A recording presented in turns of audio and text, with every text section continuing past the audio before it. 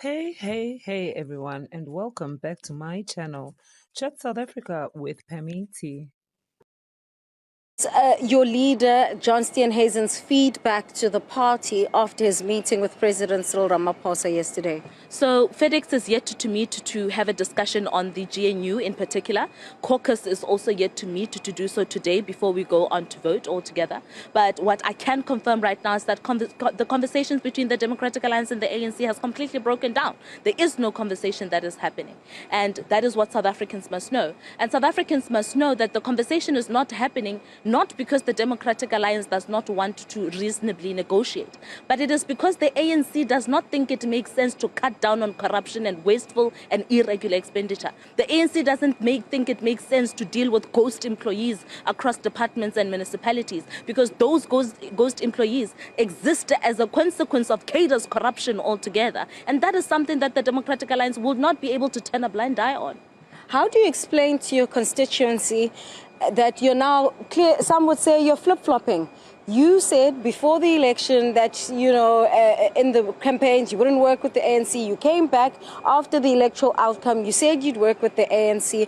Even on the various issues that you faced with the NHI, Bella, and the Land Expropriation Act, you've set down those red lines several times. You've made this threat several times and said you would be rescuing South Africa. So clearly then your efforts to rescue the South Africa did not work this time when you tried to put down those conditions that the ANC and the president of this country decided not to accede to. How do you now explain to them that you're planning to leave this GNU and that this might be because you as a party probably pushed too hard and put yourselves in a corner? No?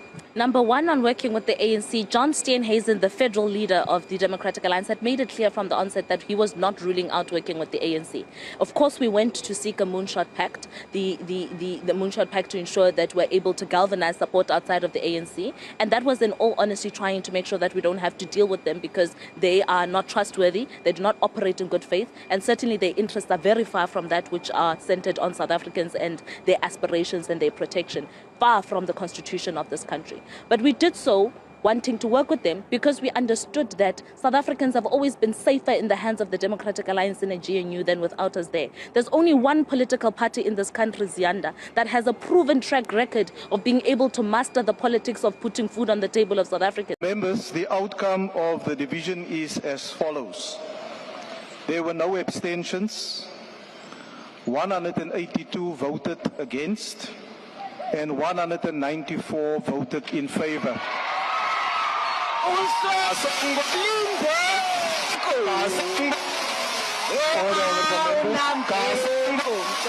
Sometimes I often say that you must not interrupt your adversary whilst they're making a mistake. The DA have locked themselves into an unenviable position. And they can now see that they put themselves into a cul-de-sac. It is a most unpleasant position that they've locked themselves into. This evening, John Steenhuisen made contact with me and said, "Where do we go now?" And I said, "John, the ball is entirely in your court." And he asked, does the ANC say we should leave the GNU? I said, the ball is in your court. You have put yourself in this position. So you need to work your way out. You took a decision in the committee. That was the choice you made. And you tried to argue that the position that was adopted is no different from the position that they had put up in either cabinet or outside. And I said, the reason why the ANC, through our chief whip, embarked on a process of consulting all parties, as we did when we formed the GNU, was to show leadership. We are the ones, whether you like it or not, who are leading this GNU. And we therefore have a responsibility to demonstrate that leadership. even under difficult circumstances or situations, we will continue to do so. And that is why our chief whip and the various comrades of his other colleagues embark on this process of consulting with all parties. And I said to him, you as a party, of course, of the GNU, you were singular in saying you will oppose this budget, and you added insult upon insult towards the ANC and called the ANC all manner of names. And I said, what seems to please you is that you want to be in government and you also want to be the opposition in government. And I said, you can't have your cake and eat it. So I said, you've already optically given us a clear indication of where you stand in the committee. Now you need to take a decision about tomorrow. And that will define exactly where you stand. So the approach we should take is a tactical one. And of course, in the end, I think this may well be the point where, as the DP says, yes, the end of their participation, because they are defining themselves out of the GNU, and it will be clear tomorrow what decision they take. And obviously, I even said to him, you said, if we work with other parties, that's the end of the GNU. And I said, well, maybe you will live up to that yourself, because that's exactly what you have wished for. You haven't. And I said, the Action SA and the other parties took a much more cooperative and practical type of disposition. And you came with a document.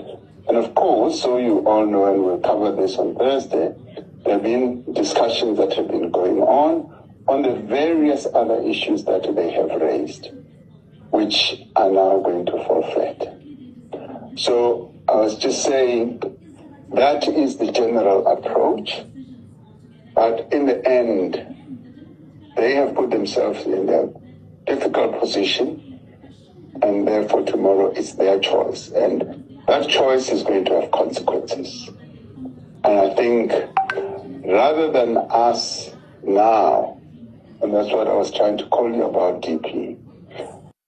The question was, given the leaked audio from the ANC NEC meeting, in which President Ramaphosa was reported as saying the DA has defined itself out of the GNU, where do things stand and how can things continue? Now, I've been involved in many negotiations with ANC, and sometimes they didn't even rock up for political engagements, and people said, well, this is the end, that obviously this has collapsed. It is very difficult to continue in a coalition of good faith with parties that have no good faith, you can say that. And if there was a display of bad faith, it was extreme bad faith in the middle of negotiations with the DA for the ANC to be shopping around for support by parties that are not in the GNU. And obviously by making people promises of the consequences and then trying to get the DA to define themselves out of the GNU as the president stated. You know what's been going on. We were negotiating in good faith with the ANC. They were negotiating under the carpet and around the back door with other parties and making promises to them to put together another configuration of the GNU. That's what was going on. And if that isn't bad faith, I don't know what is.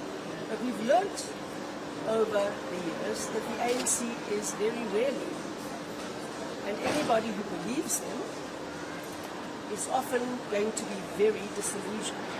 And that is where Action South Africa is going to find itself now. Also, when the ANC has to run a 10-party coalition in which every one of its 9 partner parties has the balance of power and can bring down the government, good luck to them.